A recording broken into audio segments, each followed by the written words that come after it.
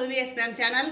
விஎஸ்பிஎம் சேனலுக்கு சப்ஸ்கிரைப் பண்ணாதவங்க சப்ஸ்கிரைப் பண்ணிக்கோங்க. பக்கத்தில் இருக்கிற பெல் பட்டனை கிளிக் பண்ணி பாருங்கள். இன்றைக்கி வந்து மருத்துவ குழம்பு வைக்க போகிறேங்க. மருந்து குழம்புன்னு சொல்லலாம், மருத்துவ குழம்புன்னு சொல்லலாம். அது பிரசவம் ஆனவங்களாகட்டும், பெரியவங்களாகட்டும், சின்ன குழந்தையாகட்டும் எல்லாருமே சாப்பிட்லாம். எந்த நோய் இருக்கிறவங்களாவது சாப்பிட்லாம். குடல் வந்து சீராக இருக்கிறதுக்காக குடலில் பல இது இருக்கும். அதனால் அது சீராக ஆகிறதுக்காக அதுக்கு நான் இப்போ குழம்பு வைக்க போகிறேன். மல்லி எடுத்துருக்குறேன். மல்லி ஒரு 50 கிராம் மல்லி எடுத்துருக்குறேன். இப்போ மிளகு ஒரு அரை ஸ்பூன் மிளகு எடுத்துருக்குறேன். மஞ்சள், இந்த மஞ்சள் வந்து உள்ள குடலில் இருக்கிற புண்ணை ஆற்றும், சில கிருமிலாம் இது தடுக்கும். அதுக்காக தான் அந்த மஞ்சள் போட்டிருக்கிறேன். இப்போ ஜீரகம்னா ஜீரகம்னா வந்து ஒரு சீராக வச்சுருக்கோம் நம்ம உடம்ப. அதனால தான் இது ஜீரகம்னு சொல்கிறது. தண்ணியில் கூட போட்டு எப்போ வேணாலும் நம்ம எடுத்துக்கலாம் அதை ஜீரகத்தை. அதே மாதிரி ஓமம். இப்போ நம்ம இந்த ஓமம் போட்டோம்னா நம்மளுக்கு வந்து ஜீரண சக்தி அதிகமாக இருக்கும். ஓமம் கொஞ்சமாக, வெந்தயம், இது குளிர்ச்சி நார் சத்து, அதனால் வெந்தயம் கொஞ்சம். இப்போ கடுகு, இந்த கடுகு போகிறதுனால நம்ம உடல் உறுப்புலாம் வலுப்படும். அதே மாதிரி இந்த கடுகு சாப்பிட்றதுனால நம்ம உள்ளே இருக்கிற ஏதாவது வீக்கம், இது ஒரு உறுப்புலாம் வீக்கம் இருந்தால் அந்த வீக்கம்லாம் சரியாகும். அதுக்காக கடுகு. இப்போ எள்ளு கொஞ்சம் போட்டிருக்கிறேன். எள்ளு. இப்போ உளுத்தம் பருப்பு கொஞ்சம்.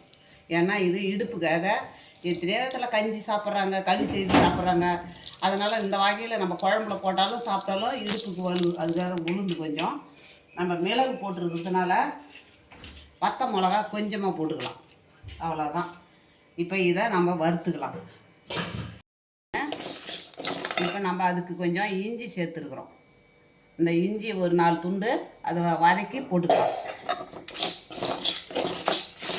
இதுக்கு புளி கொஞ்சம், ஒரு நெல்லிக்காய் சைஸ் புளியும் உண்டு. இந்த குழம்பு வச்சு சாப்பிட்டா உடம்பு வலி ஆகலையே எதுவுமே இருக்காதுங்க. நல்லா இருக்கும் உடம்பு. அந்த காலத்துலலாம் வந்து இது மாதிரி எங்கள் அம்மாலாம் வச்சுருக்குறாங்க.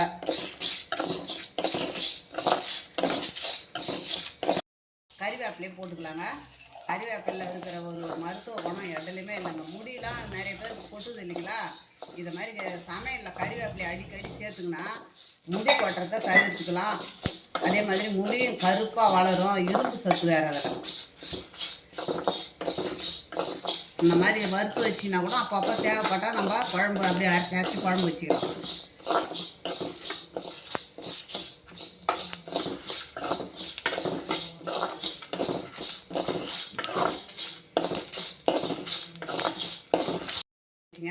இப்போ நம்ம எடுத்து இதில் மாற்றிக்கலாம். அந்த தட்டில் இதில் மாற்றிக்கின்னு அந்த இஞ்சியை கொஞ்சமாக வதக்கிக்கலாம். எண்ணெய் இல்லாதவே வதக்கிக்கணும். வதக்கி அதிலே போட்டுக்கணும். போட்டு நல்லா இது ஆறட்டும்னா தண்ணி ஊற்றி தான் அரைக்க போகிறேன். தூளாக நுணுக்க மாட்டேன், தண்ணி ஊற்றி தான் அரைப்பேன். அவ்வளோ ஒரு வறுக்கும் போது அவ்வளோ வாசனை வருது.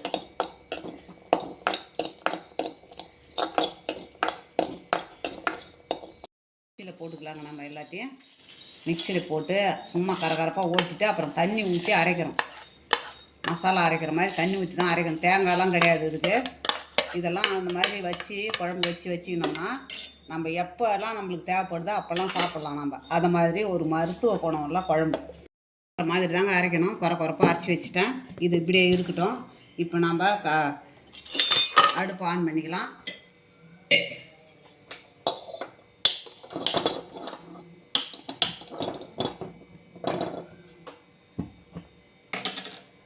அடுப்பு ஆன் பண்ணிக்கின்னு நல்லெண்ணெயில் தாங்க செய்யணும். நல்லெண்ணெய் ஊற்றிக்கலாம்.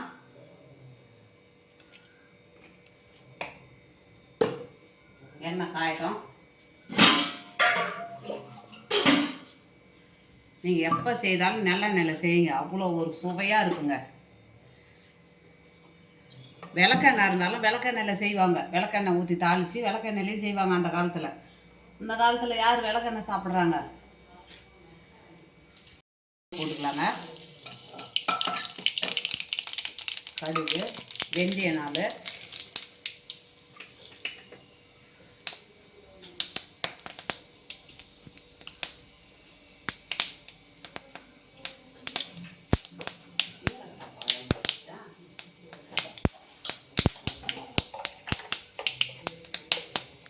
ஜீரகனால உளுத்தம் பருப்பு எல்லாமே நல்லா செவரட்டுங்க. இப்போ ஒரே ஒரு வத்த மிளகா வாசனைக்காக நம்ம அதில் மிளகா போட்டிருக்கிறோம். வாசனைக்காக வத்த மிளகா. இப்போ கறிவேப்பிலை. இப்போ அந்த பூண்டு நம்ம முழுசாக போடலாம், பிரசவக்காரர் எடுத்து சாப்பிடுவாங்க. இருந்தாலும் 1-2 தட்டி இருக்கிறேன். அந்த வாசனை அந்த ஃப்ளேவர் நல்லா இருக்கும். இருதயத்துக்குலாம் அவ்வளோ நல்லது.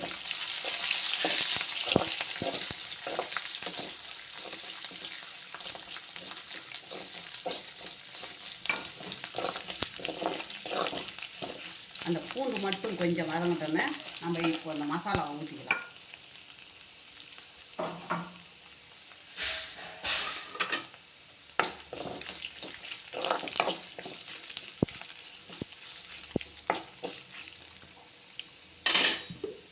இங்கே இந்த மசாலாவை நம்ம போட்டு ஊற்றிக்கலாங்க. எப்படி இருக்குது பாருங்கள். இதுக்கு தேங்காயெல்லாம் கிடையாதுங்க. எத்தனை நாள் வேணாலும் வச்சுருக்கலாம். நம்ம ரொம்ப இதாக இருக்குதுங்க. இதுக்கு புளி கரைச்சி ஊற்றணும். இதுக்கு மட்டும் திட்டமாக நல்லா இது வந்து பச்சை வாசனை போகிற நினைவு வதங்கிட்டோன்னு அப்புறமா புளி கரைச்சி ஊற்றணும். புளி ஊற வச்சுருக்கிறேன். ஒரு நெல்லிக்காய் ஊற வச்சுருக்கிறேன். இந்த மாதிரி குழம்பு வச்சிங்கன்னா நம்ம எடுத்து ஸ்டோர் பண்ணி வச்சுக்கணும்னா எப்பப்பெல்லாம் நம்மளுக்கு தேவைப்படுதோ அவசர அக்கறைக்கு உடம்பு முடியல, ஒரு உடம்பு வலி, வேலை செஞ்சுட்டு வந்தோம், உடம்புலாம் ரொம்ப வலிக்குது, கை கால்லாம் வலிக்குது, அப்போ இந்த குழம்பு எடுத்து போட்டு சாப்பிட்லாம். இந்த கன்சிஸ்டன்ட் தான் இருக்கணும் குழம்பு. இதுக்கு நம்ம பெருங்காயம் போடாத இருக்கிறோம். பெருங்காயத்தை போட்டுக்கலாம். பாருங்கள், எண்ணெய் பிரிஞ்சிடுது பாருங்கள். இந்த இதில் வந்து இந்த திட்டத்தில் தான் நம்ம வந்து புளியை ஊற்றிக்கணும். இப்போ இதில் தான் நல்லா கொதிக்கணும். கொதித்த பிறகு நம்ம இறக்கிக்கணும். இந்த ஸ்டேஜில் புளி ஊற்றணும். எண்ணெய் நல்லா பிரிய பார்த்து தாங்க புளி ஊற்றணும்.